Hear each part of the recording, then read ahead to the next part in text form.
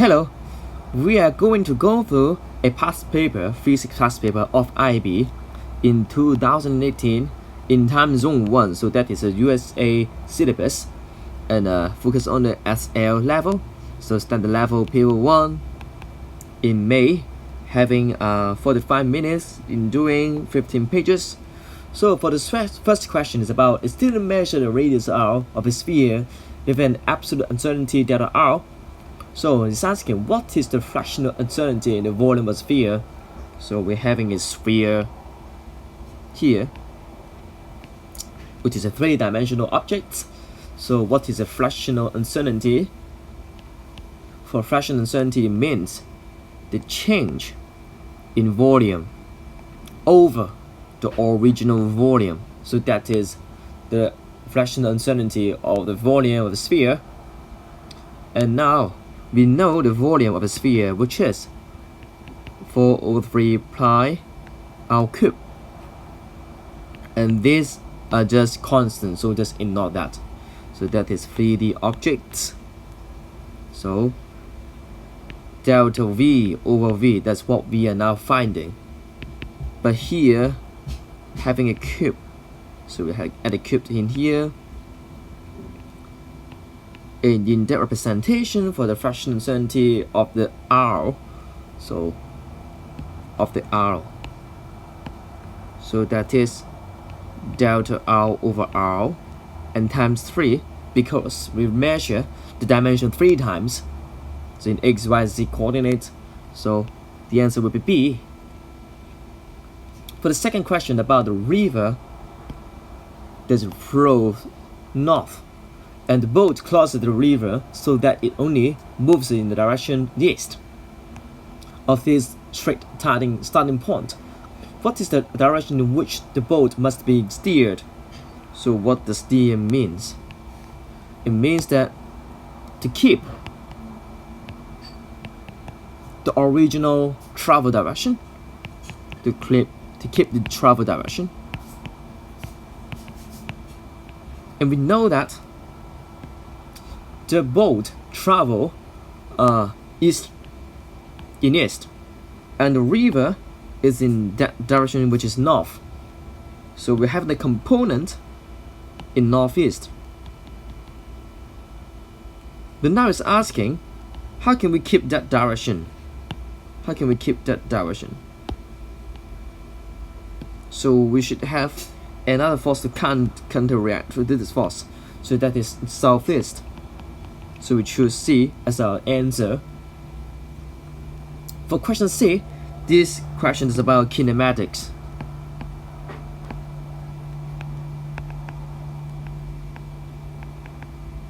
So an object is projected vertically upwards at times is equal to 0.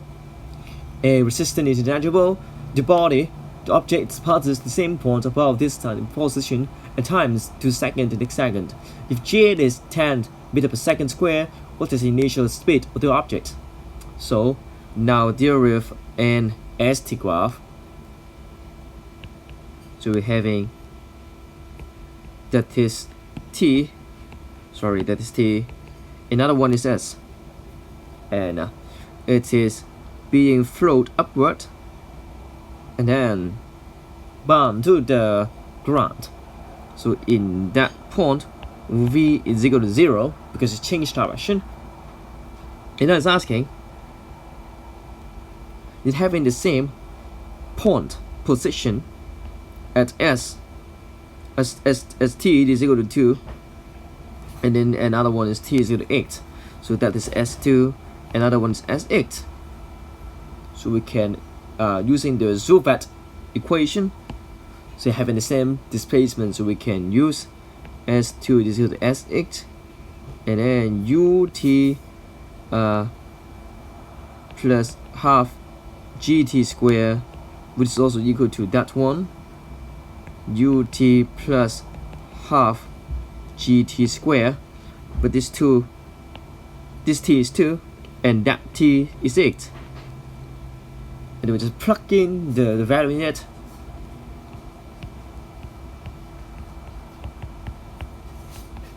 Approximately 10. That's 2 U that is 8 plus half, that is 10. Another one is 8 square. So after that, we know the calculation.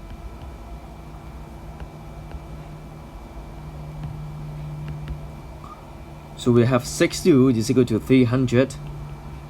So u will be equal to 50 meters per second. Yeah, we have finding the same distance here, and here as is equal to 0. So we find this should be a 50 meters per second. And then we now got to question 4. So this question about the uniform ladder resting in equilibrium on a rough ground leans against a smooth wall. Which diagram correctly shows the forces acting on the ladder? So what we should consider in this diagram is that firstly focus on equilibrium. So what does it mean is that it means balance. All the forces being balanced. So we are talking about a static problem. Statics problem. So we are now taking moment on the clockwise direction and also the anti-clockwise direction. Yeah.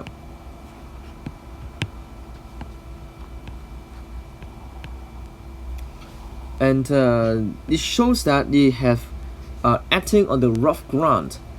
So the F, the friction, will not be equal to 0 against a smooth wall. But this wall is smooth, so means that friction is equal to 0. So what we should consider in this diagram is that we should consider 3 things. The gravity that's acting on the ladder, and also the reaction. So we have 3 strokes here. Reaction. Another one is friction. The reaction by the wall and also by the ground. The friction also by the ground and also by the wall. And we can see from the first diagram, so part A, we're having a reaction force here by the wall because it's giving a force here by the ladder. So it should be turning in that direction by the ladder. And then the ground, because we know that in the reality the ladder should be fall in that direction. So that is a clockwise direction that is acting by the ladder. So in the counter reaction by the ground should be in that direction to the right. So that is incorrect. How about part C? We can see that the force that's having a upward force acting by the wall, and so that is incorrect because it has been only on that direction which is given by the ladder, only in the horizontal direction. There's no vertical component. Yeah, so that is also wrong. For the part D, there's no vertical component. So let's focus on part B. We can see that the ground having the friction in that direction, which is correct, and having this reaction force by the ground is also correct. The horizontal force of the reaction is also correct. So the answer with part B. How about question 5? So an object falls from the rest from a height h close to the surface of the moon. The moon has no atmosphere. When the object has fallen to the height h/4 above the surface, so what is the kinetic energy of the object at height over 4 over the gravitational potential energy of the object at height h? So now we consider by drawing a graph. So that is having a height h here, and then this object is falling from that height and then to a point that is h over 4, and then here would be 3h over 4. Yeah. So the distance traveled by this sphere is equal to 3h over 4. And we consider the conservation of energy. So we're having delta KE is equal to delta PE. So we have that is mg 3h over 4. So by this representation, we know that mg 3h over 4, that is the distance traveled, and then the gravitational energy of the object at h, so which is having mgh, and we can cos out the common factor, so cos of the h, so we're having the fraction which is 3 over 4. So A would be the answer. Now we get to page 4, question 6. This question is about momentum. Yep. And the child X throw a ball to child Y. So, and the system consists of the ball, the children, and the earth. So we have 3 bodies in this system. What is true for the system when the ball has been caught by Y? So now X is throwing the ball to Y, throwing to here. So they catch the ball, so they apply the force from X to Y. So we have to consider Newton's third law, which is action and reaction pair.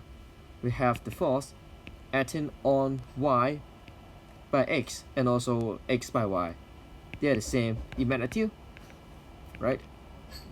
So, and they have a negative opposite direction to the force, and we know also from the Newton's second law, which is the change in momentum. So we're having this part is about the third law of motion, and then this part is about the second law of motion. And now we have to consider there are 4 answers. Only one is correct. So for the first one is that the momentum of the child Y is equal to the opposite to the momentum of child X. So equal and opposite. It seems right, but it omits some wordings in here. Is the change. Okay, change in momentum of the child Y is equal and opposite to the change in momentum of child X. So this answer is not precise enough. And for the answer B, the speed of rotation of the Earth will have changed. So it's about the rotation, the cost of the system. Actually, this is an external force. So the system is only having ball, children, and Earth. So the speed of rotation is negligible. So we don't consider this one. And for the answer C, the ball has no net momentum while it is in the air. So when it's in the air, you should having some friction or air resistance to the ball. So that is having the force applied to the system,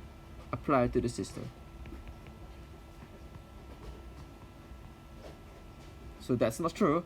And for D, the answer D, the total momentum of the system has not changed. So that is the concept of linear momentum of the system, conservation of linear momentum of the system. So that is correct. So that is the definition. So the answer is D.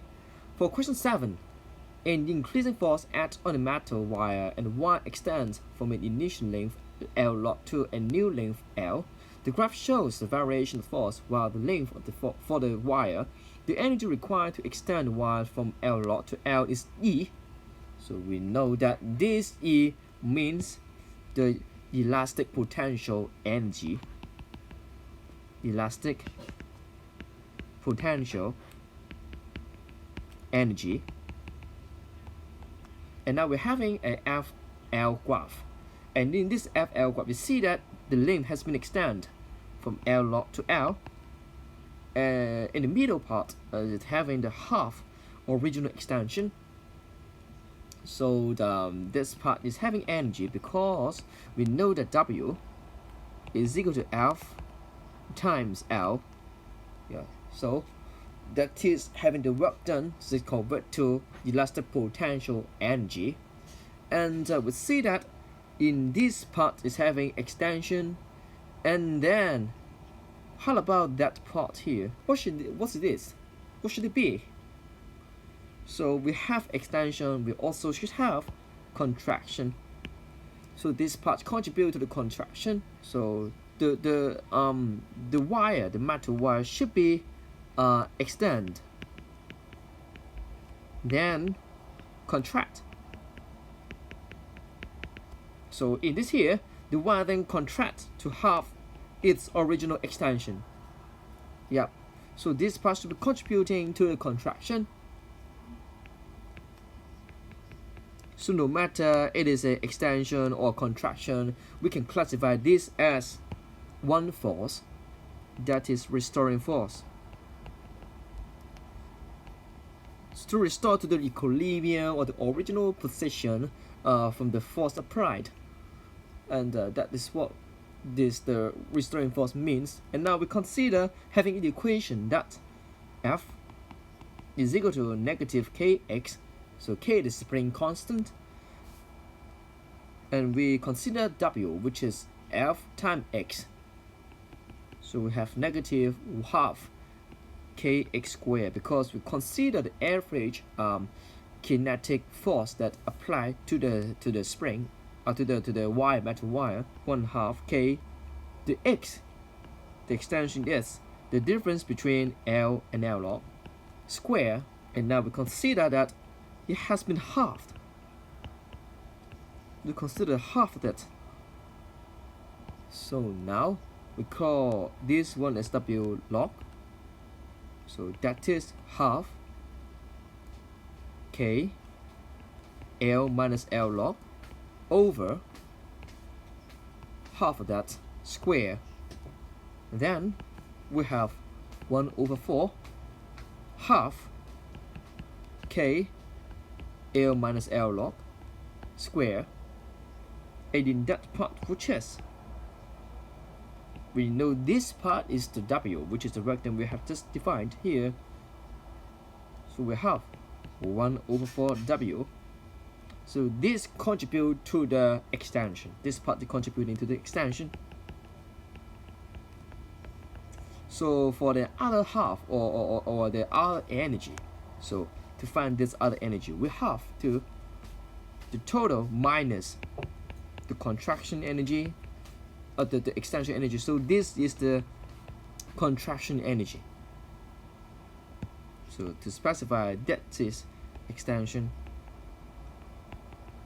and the other part, which is contraction. So we're having this is the 1/4 E, and that one is the 3/4 E. And now we consider question 8. Oh no. So the answer is C. So 3/4, so which is 0.75. So now we got to question 8. So the distance between the successive position of a moving car measured at equal time intervals as shown, that is from, this is 1 second, 2 seconds, the 3rd second, the 4th second, yeah, and so on and so forth. And the car move it, which should be the answer. So we see that there's an increment in the distance and in every second. But this increment of the second is not constant. So it's not increment from 1 to 2 or 1 to another. So this is from the 0.5. So that's 0.5, 0.5, 0.5, right, 0.5. We can see that the separation is getting wider and wider. The separation is getting wider and wider. So that should be having a linear increment in speed. Increment in speed. So that is having 0.5 meter per second. And this increment is positive. So that is also a constant, because we're having a constant acceleration. So that we're having a constant acceleration, constant A. So that we can draw the VT graph and the AT graph. And for the V graph is that, so that V, that is T, so it is increasing, having increment in it. And for the A, would be having a linear constant, so that is A, T. And now we consider which answer should be correct. And see the question, the answer A, the acceleration that increased linearly with the time. So what it means is that, and that is a non-linear motion, because A is increasing linearly, means that the V will be increasing non-linearly, and also for the displacement. So A shouldn't be correct. And for B, non-linear with time, also not correct. And for constant speed, and this one is also not correct. So we only consider this one constant acceleration. Yeah, you see the speed is changing over time, so this is not constant speed. So that is for question 8. So how about question 9? So now we're having an object is moving in a straight line, the force F, capital F, and the resistive force, and lower F, lower letter F, act on the object along the straight line. Both forces act for time t. What is the rate of change? So this is about the rate of change of momentum. So that is the second law of motion. So we state that the net force, which is equal to the change in momentum over time, and we know that there's no change in mass, so only delta V over delta T, so that is ma. So that is the second law of motion. And now this net force is contributed by the capital F minus the small letter f. And then now we make use of the first formula. So the net force, which is equal, okay, times delta t, should be times delta t, and this is equal to mv. Change in mv, change in momentum, that is change in momentum. So change in p, change in momentum. Is there any rate of change on momentum? No, because the time is put here, right? So it is put on the other side. So about the rate of change of momentum, there should be no t involved, only these two. And we know that they are in opposite in direction, so should be the capital F minus the small letter f. So that is for question 9. And then now we can go to question 10, and this is about heat law. Okay, about thermophysics part. And this question is about ideal gas law, ICS, ideal gas law. The question states that a fixed mass of an ideal gas is trapped in a cylinder of a constant volume and its temperature is varied. Which graph shows the variation of the pressure of the gas with temperature in degrees Celsius? So there is some keywords I want to highlight. So fixed mass, ideal gas, and constant volume, temperature is varied, degrees Celsius. Okay, now consider answer B. So now we're having PT graph. So all are PT graph, and we know that from the gas law, PV is equal to nRT because we have a fixed mass. So N is constant, and now P be the subject of the formula of the graph. So nRT over V. Okay, so we can think of that. It is y is equal to mx. So m is the gradient. So gradient is nr over v, and this is imply that P is directly proportional to T because it obeys the gas law. It is the ideal gas. So we can see that from this diagram that P is inversely proportional to T. So that's not correct. How about part answer D? So we can see that this is inversely proportional to a negative T because the gradient is negative. So that's not correct either. So this two is incorrect. And how about part C? This seems correct because it's inversely proportional Okay, it's not inverse proportional, but it's a linear relation between P and T because it doesn't pass through the origin. So this is not directly proportional, so that's not correct. And also we know that this is about the degrees Celsius. So for the degrees Celsius means that this 0 is 273 K. So what the gas law states that is the for the P to P, the pressure to 0, K should be 0. Okay, T should be 0. T should be 0 K. So this is the PA, that is the unit of pressure, and other K is the unit of the temperature, absolute temperature, Kelvin. So for this one, we can extrapolate the graph. So we should point to somewhere negative value in the x-intercept. So that should be 0K, which is equal to negative 273 degrees Celsius. So we can have the formula I just write in here. So we know that 0K is equal to 1 degree Celsius minus the 273, and we also know that the pressure is nR over V times T minus 273. So when P is equal to 0, means that T is also equal to 0. So that's it for question 10. So the answer is A. And now we got to 11. What are the units of the ratio for specific heat capacity of copper over specific latent heat of evaporation of the copper? So now we consider two concepts. For the kinetic energy, we know that the heat transfer, which is equal to E is equal to mc delta T. Now we want to focus on the subject of C.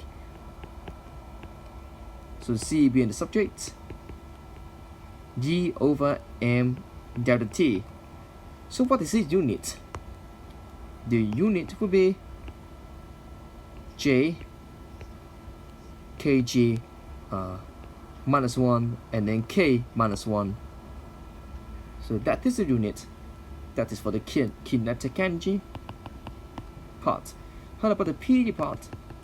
So we consider the latent heat, which is mLV, and that is, now we consider LV, which is just E over M, and this unit is JK negative 1. The question is asking C over LV, so we can get the unit would be JKG negative 1 K minus 1 over J kg minus 1, and then we can get 1 over K, so that is K negative 1.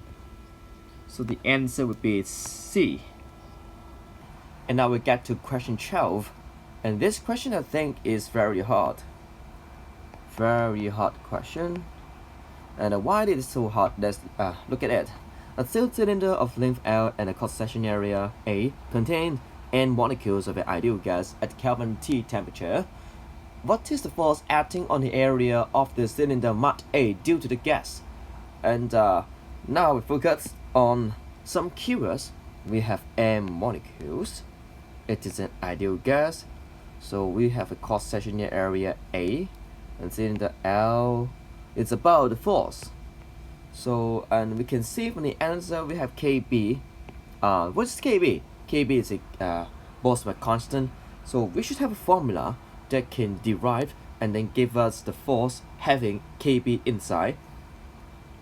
Because we just know that for the force we have F is equal to PA. So, and we have to derive from the pressure also. So firstly, let's look at the N. We can look at it from the booklet. So I'll use this place. So for the first one, we have to focus on the N, number of molecule. That is equal to the number of particle, and divided from the Avogadro constant. Okay, And then for the second one is we have KB, which is equal to the R over the NA. So that is these two formula we can derive. And then the thirdly is the volume. We need the volume because we know volume, which is equal to A times L. And then for the air, A over V, which is equal to 1 over L. That is what we have to get. And fourthly, we have to know PV is equal to nRT. So we make sure of this formula to derive. So we know that P is equal to nRT over V. And then from the N, which is the number of moles, so we can use the number of particles over the Avogadro's constant, RT, and then V. So that, and also we can use R to substitution, so we can get NKBT over V. Yep. So we can use that one and then plug in to our pleasure, so that we have NKBT over V times A. And then we know that for the V over A over V, sorry, which is 1 over L. So that we can get the answer D. So that is for question 13. And then now we got to question 13. Question 12. Okay, we get to question 13. And then this question is now about wave.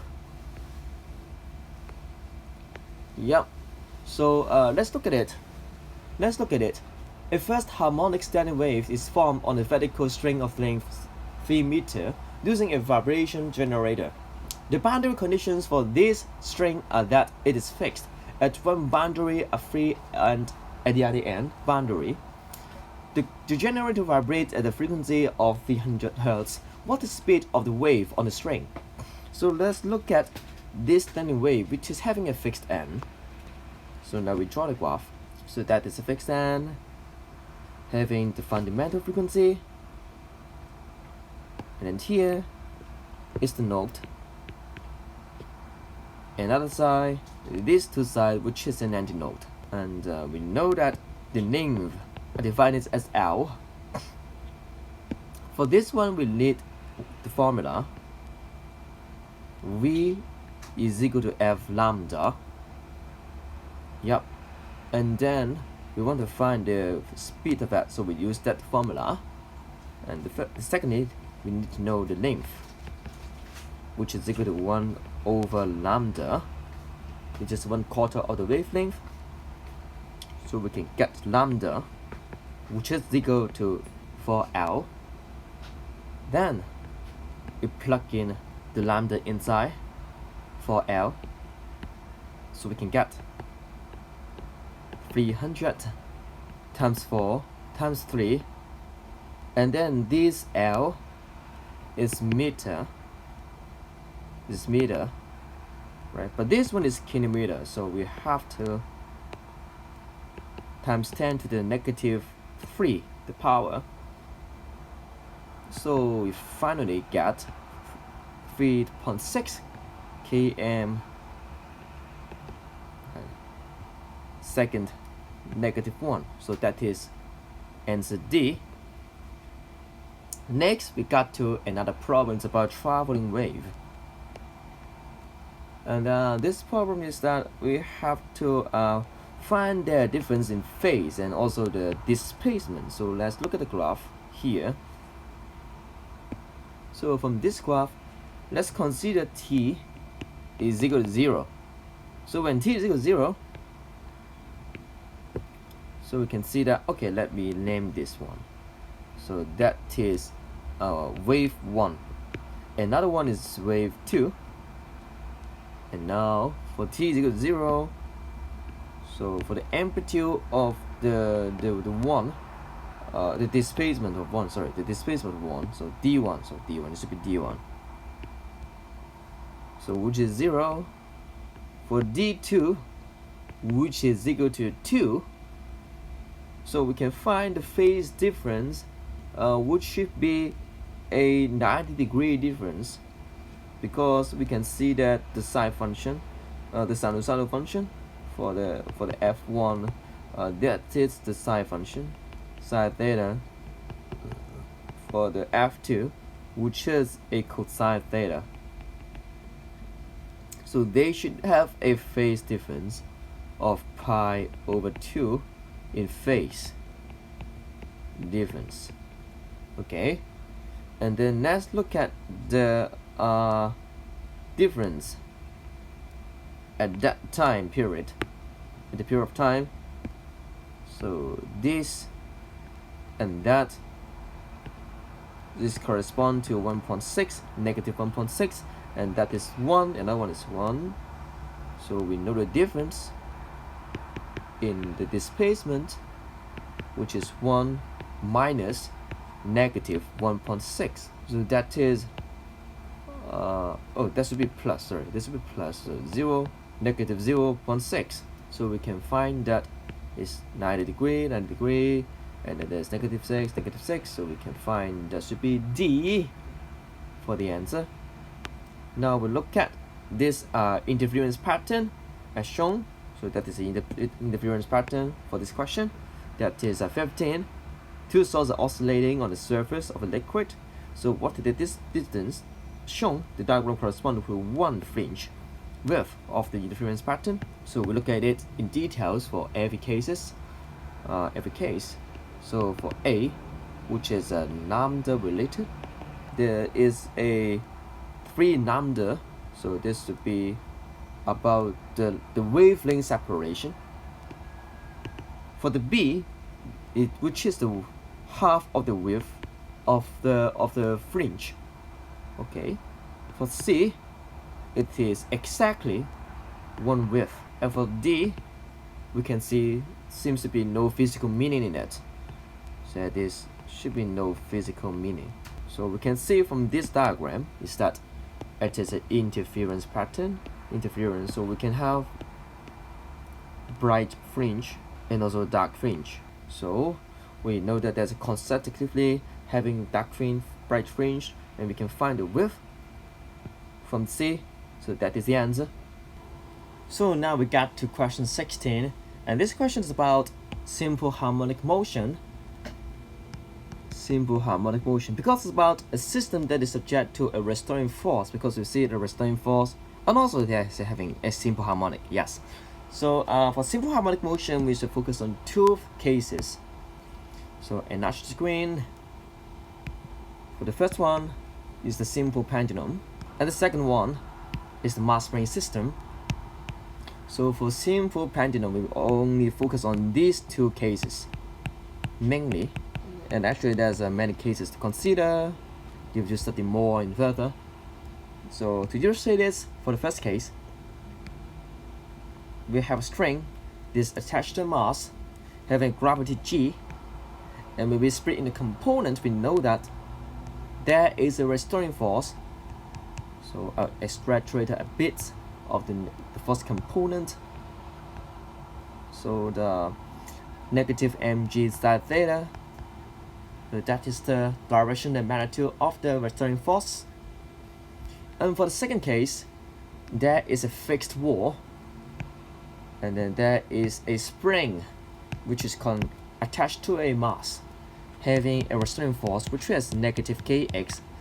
The k is the spring constant. We can see that for the negative sign, which means that is the restoring force, so the acceleration is directly proportional to it, and also in the reverse direction in it. So we can know that A is directly proportional to x, but in opposite direction to it. So let me illustrate more about that. You analyze in detail for the second case. So we have the net force, which is equal to ma, and also negative kx. So we know A will be negative k over m over x, and we can call this constant as omega square. So both are invariant, so we can know that, okay, this will be omega. Omega will be equal to k over m with the square root of it. And we also can know that from the data booklet, so t will be equal to 2 pi over omega, and then so 2 pi and then m over k.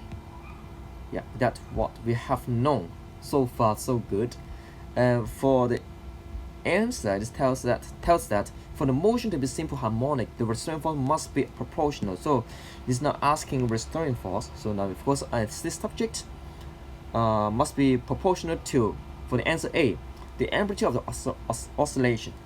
So we can see that the amplitude, which is a constant, so that is a constant. So that is maximum displacement, which is constant, so this will not be correct. And then B, the displacement, because we know that F is equal to negative kx, so it should be directly proportional to x, right? So that is correct. And for the part C, the potential energy, and for the energy part, we know that energy, which is equal to F times S. So F will be equal to energy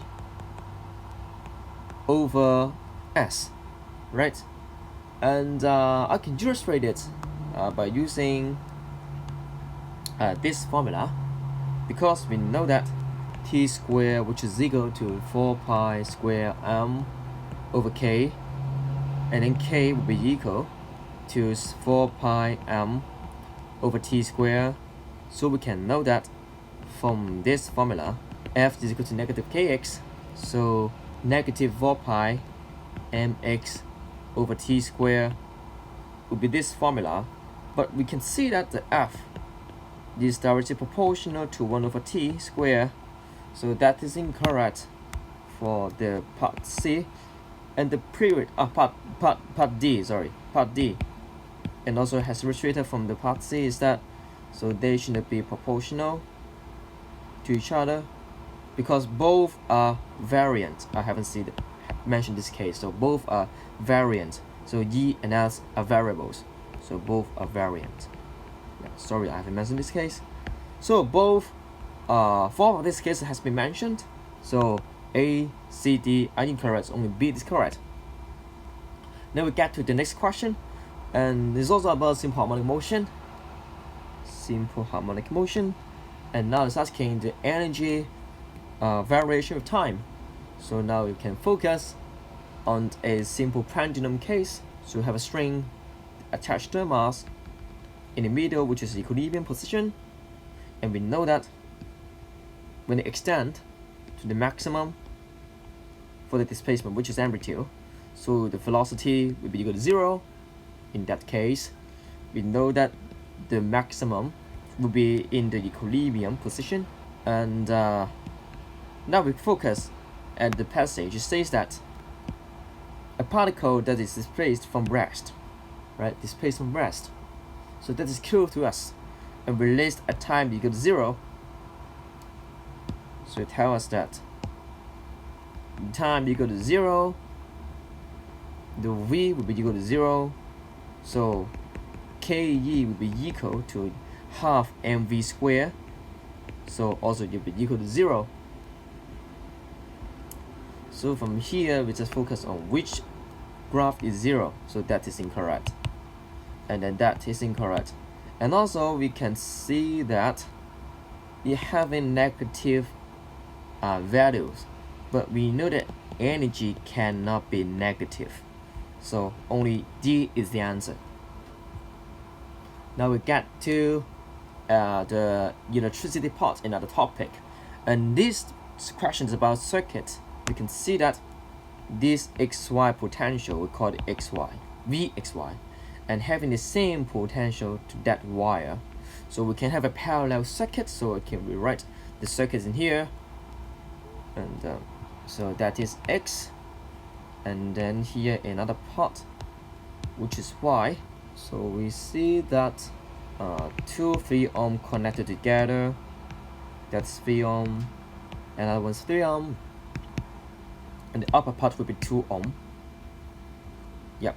And then because there are 2 circuits, so that I call it IA, and other one IB, because of the formula V is equal to IR, so we can know that VXY for the IA times 2, right? This 2 ohm.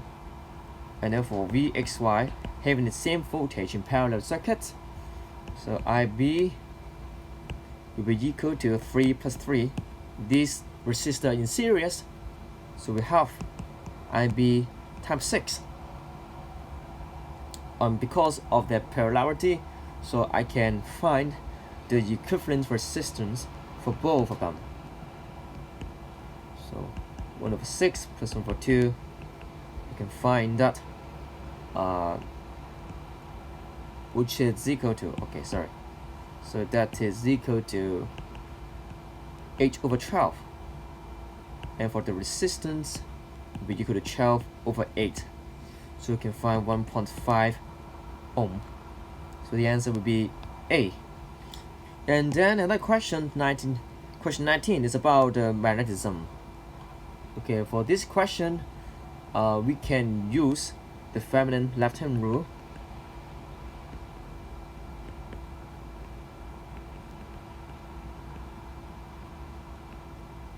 And in this, we know that when this is F, M, here is the current, and there is the magnetic field, B field. So that is for the motor. And we now see from the question is asking on which side of the pipe does negative charge accumulate. So about negative charge, why? Because know that the direction of the flow of the liquid. So for liquid, it's full of electron charge. So that is negative charge. Electron is negative charge. And then we also know that the magnetic field is pointing leftward, while the direction of flow of the electron is pointing towards us, because we know that the current flowing with the negative charge is in reverse direction, so we know that current should be outward for current. And for the left-hand rule is focused on the current, so we write the field. So we don't know this first yet, okay, but we note the B field is here, and the current is here. So for IB, so IB is here, so we know cross them together, we have an upward magnetic field, magnetic force is pointing upward. So the answer would be A. Now we're doing question 20. Now change the orientation of the screen, and for this question is about electricity, and we'll have to see that there are 5 resistors of equal resistance are connected to the cell as shown. Since I'm asking the power dissipation in the resistor, and we should focus on how to derive the resistance of the resistors. Okay, I just call it all R, or just R. Okay, so I having 2 points. Name 3 points. Sorry, it should be 3 points. So if this is P, that is also P, because there's no potential difference. And here having a potential difference, so I call it K. Another point, that's Q. Another point should be Q. Yep. So we can split the circuit into 2 parts. This first part is that here is IA. Another part here is IB, and they have an EMF. Okay, and the circuit current going through all of this. Okay, I use a red in color. IA1, IA2, that is IB1, IB2. Now I'm using a very complicated method to do this question. Actually, it's very complicated, so I have make some preparation yet. Okay, this one. So that is how I write the circuit here. So I can split into two cases. There are two cases. So the first case is VPK, so only having two resistors in parallel.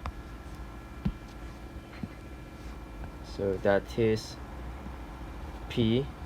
Another one is K. So the equivalent resistance, which is half R. And here we have three resistors. So that is VKQ. So that is K, and other one is Q. So the equivalent resistance will be 2/3R after calculation. Yep. And then we have to introduce the concept of potential divider to do this question. And there's a voltage V, and it's split into V1 and V2 occupied by R1 and R2 respectively. So V will be equal to V1 plus V2, and it's split into having the current because they're in series, so having the same current. So that's I. Here it is I, which is equal to R1 plus R2, and I can split two cases. So V1 is equal to IR1. So I will be equal to V1 over R1. And in another case is that V2 is equal to IR2. So I will be equal to V2 over R2. They are having the same value of the current, same magnitude of the current. So I can equate them together. So that, and I can put 2 into 1. So that is 1, and the other one is 2. So I put the current into this equation, and I get V1 over R1, which is equal to R1 plus R2. So I can get V1 after change of the subject. So I get V1 is equal to R1 over R1 plus R2 times V. And similarly, I can also find V2. So I can find this too. So that is R1 over R1 plus R2 over V. Another one is R2, R1 plus R2 over V. Yeah. So being the same subject of the number, you see. So it actually is very easy to memorize. And then now we focus on the VPK, because we know that I just make simple is that for simplicity I just let R is equal to 1 for simplicity. Okay, so VPK will be equal to half. That's what we have got from here, and then that is the overall resistance. So, and then times the EMF, so V, big V, okay, and then we can get the V over 7V, and then for VKQ I can also get V over 7V, so that I can get for the IA port. So for this port,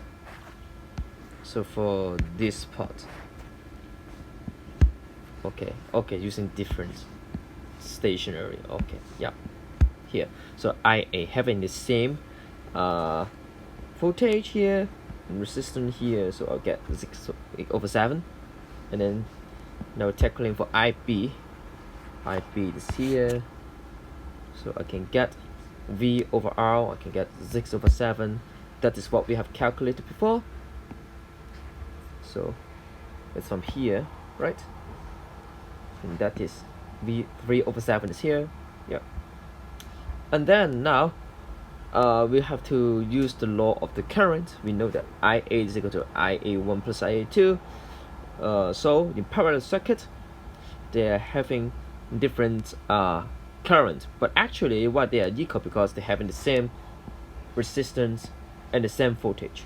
So all should be equal. So current will be equal. So I get IA is equal to IA1, IA2 over 2. This IA is over 2 is equal to IA1 and equal to IA2. Yeah. So by substitution, I would get, so that is IA, and that's over 2, so I get 3/7 for the whole circuit here. And then focus on the VKQ. So I got IB is equal to IB1 plus IB2.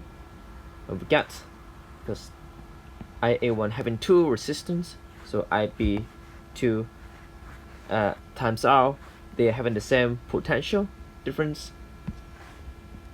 Same potential difference.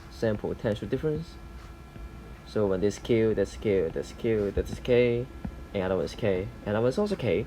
So having the same potential difference. And then I can find individual IB1, IB2 currents. So from here, I just list the equation, and then I plug in to here for the IB2, and then I get 3 IB1. So I can get single IB1 will be equal to 2/7A, and the IB2 will be equal to 4/7A. By this we can comparing that the IB2 equal to 4/7, IA1 is equal to IA2 3/7, and the IB1 will be 2/7.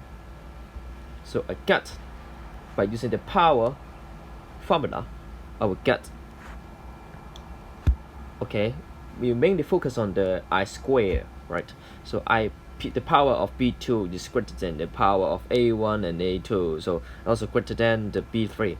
So the greatest is B2. B2 is Z. So the answer would be the power dissipation greatest in resistor Z.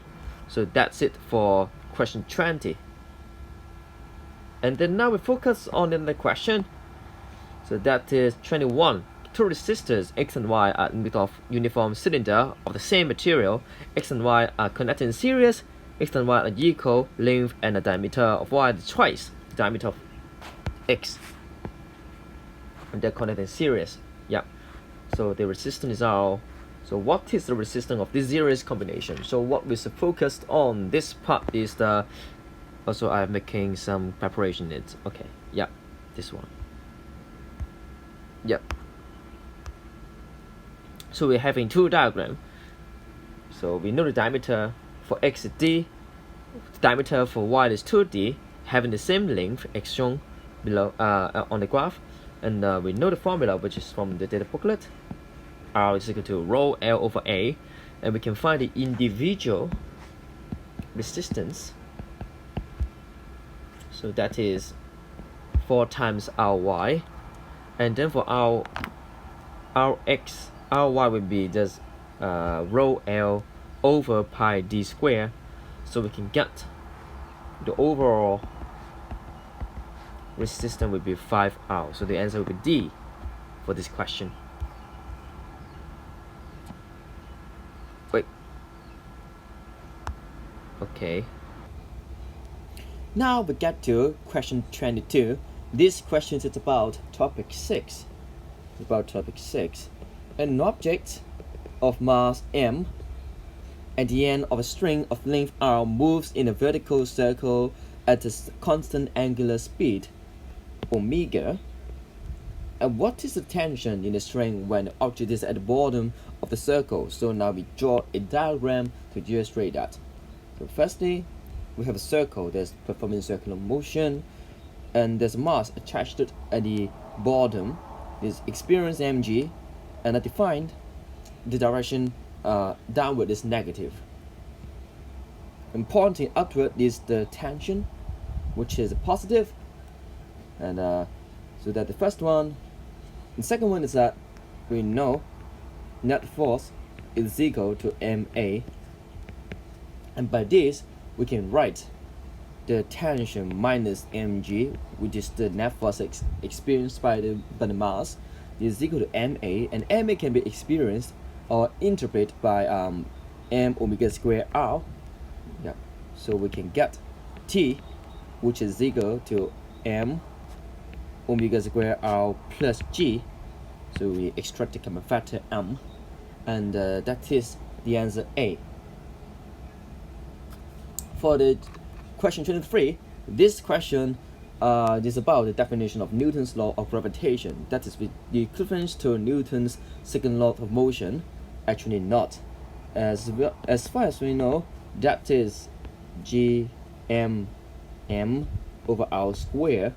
So that is the equivalent to ma in that sense. And actually no. And for the b, explain the origin of gravitation, actually that's not, because we now having quantum gravity and something quantum field theories. We still don't know the origin of gravitation. There's something called graviton. And for the phi, the C is used to make predictions. That it can make prediction about how the object is moving, how the objects experience the force. So that's approximation to that. And we still have general theory of relativity to have a better prediction of how the mass changing, how the gravity is changing. And this for the D is not valid in vacuum. Actually this is still valid in vacuum. So D is incorrect. B is also incorrect. So for the A is equivalent to Newton's law of motion. That's not so. So that is C. And for 24 and it is the Feynman diagram shows the beta plus decay, and all having this having W plus, that's W minus, W plus. Only this was W minus. So we can see that that is U to D, there's U to D, and then here is D to U, there's D to U, and there's U to D. And having this is the antiparticle, which is an antineutrino in the electron family. So all are positive for the electron, but that is having a bar means they are which is an antiparticle. And now we can draw a graph to representing that. So I now focus on A. So the answer A. So we're having that is U, and change to D. So let using P proton as an example. So we have up, down, up, and then this one is changes to neutron because we have that is down. So we have up, down, down. So in the interaction is that, so up becomes up, so no changes, and here down still becomes down, there's no changes, only this was changing. So this is the up becomes down, and then having a virtual particles that can giving us the positron.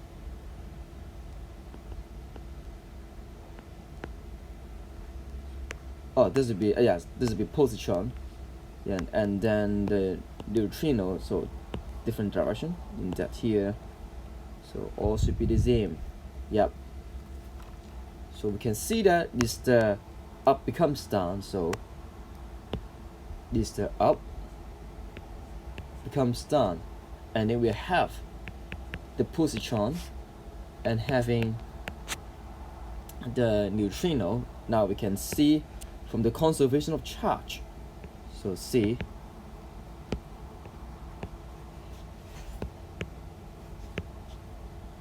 so C it's here, C 2/3 is equal to -1/3. We can see that from the data booklet, and then here is +1, and there's 0 charge for the neutrino, and we see the lepton number. So all these two have to be conserved.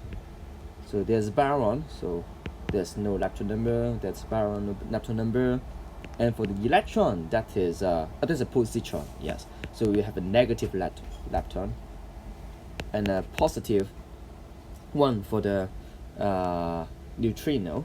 So all this is being balanced. So we can see the answer should be A. And then we got to 25, and this question is about average binding energy. And per nucleon of the 1580 nucleus is 7.5, mega eV. What is the total energy required to separate the nucleon of one nucleus of 15.8? So we have to know the concepts that to find the average. So asking the average, the status in here. So for the average, that the total energy. So total energy divided by the number of nucleon in process. So that is something like common sense, because for the average, so if it's something divided by the number of something, so we can rearrange it. So the binding energy means the number of nucleon times the average. So we have the number, which is 15 in here, number of nucleon, and then times the average, which is 7.5, and it is mega eV. So we can find from the calculation, which is 112.5 MeV, and this could be rounded off to 113. Yep. And then we got to 26. We have two pure samples of radioactive nuclei, X and Y. So X and Y having the same initial number of atoms. So the N is equal to NX and also NY. The half-life of X is T1/2. After a time equal to 4 half-lives of X, the ratio number of atoms of X over that of Y is 1/8. So now we write, draw the diagram, number of X, number of Y. So for X, you're having one time, the second time, the third time, the fourth time of the radioactive decay. So decay by half, decay by half, decay by half, decay by half, right? From this to that, to that, to that. How about Y? We're having in a row just one half-life. Yep. So we can know that. Okay. For the Y half-life, so which is equal to 4x half-life, and that is as explained here. So for half-life here. So now we're having that is half to the 4 power, so which is 1/16. So that is 1/2 in here. So that we can comparing the half-life. So Nx is number of the decay in X, and Ny is number of nuclei in Y. So we can find the ratio, which is 1/16 over 1/2. So we got it to be 1/8. Yep. So that is exactly 1/8. So we find it to be 4. And then for the 27 is asking about the energy level diagram for an atom that has 4 energy states shown. So now we're having 4 energy level. So assume that is fundamental one, ground level, E1, E2, E3. We have 3 levels. So now this will count the number of different wavelengths. So to count the number of wavelengths, so what should we do? Is we know the formula. We can say it is delta E, which is H half. So also Hc over lambda, delta E. So it's asking how many number of wavelengths I can have how many number of energy level difference.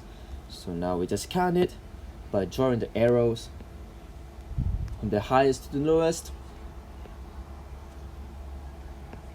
and then 1, 2, 3, 4, 5, 6. So totally we have 6 in counting. of the energy level. So that is for 27. Now we get to 28, and that is about topic 8. That is about topic 8.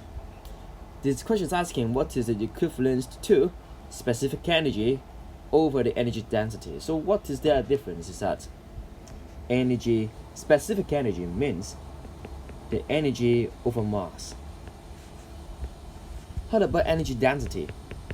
So that is the energy over volume, and we note their unit, that is joule over kg. Another one is joule over meter cube. So we can find that that is the volume over mass. Just rearrange it, we just cancel the energy, and we get it to be meter cube and then over kg. So we know the fact that the J kg -1 and then joule meter per cube, which is equal to meter cube per kg. So their units, I give the brackets here, and we know the rho, or that's pronounced rho, that is density, which is equal to mass over volume, and we know that that is volume, that is mass, right? So that is just 1 over it. So that is just 1 over the rho. So we know the answer to be B, 1 over the density, 1 over rho. So in that kind of question, we should pay attention to the unit. The second one is the symbol, to make sure that all the symbol and the unit is being cancelled properly. And now we got to 29. So we have free energy, source of power station. So it's asking which one is the primary source, energy source for the power station. So we know that fossil fuel is to perform the nuclear fusion. This one is perform nuclear fusion. This is carbon combustion. This is carbon combustion. Yeah, carbon combustion. This is nuclear fusion. And the middle one, that is the pump water storage. This is for the reservoir.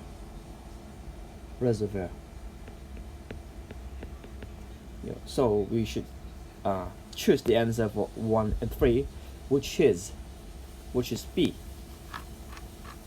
And then now we got to the last question, question 13. That is about have a look, the predicted average albedo. So we can see this energy is being converted, dissipated, and being refracted and absorbed by the Earth and the atmosphere. So now for the albedo, so the definition of albedo. Albedo, that is equal to the refracted factor over the 100, that is the input. So that is the refractive factor over the total input. So we can get it to be, that's now writing words. Okay, albedo is equal to the scattered P, scattered powered, and over the incident power. That is equal to, let's count. So which one is scattered? So that one is scattered. So yellow, that is scattered. And also the 20 is scattered. And also this one is also scattered. So we're only having 3 factors to consider. So that is 6% plus 20% plus the 4%. And then we have 100% in here. So we got the answer to be 30 over 100, that is 0.3. So the answer would be A. So if you still have any further problem, you can ask me by comment below. If you liked the video, you can share it and give me a good thumb, like it. And if you want to have following a much more video to watch, so you can subscribe my channel. So that is for today's vlog.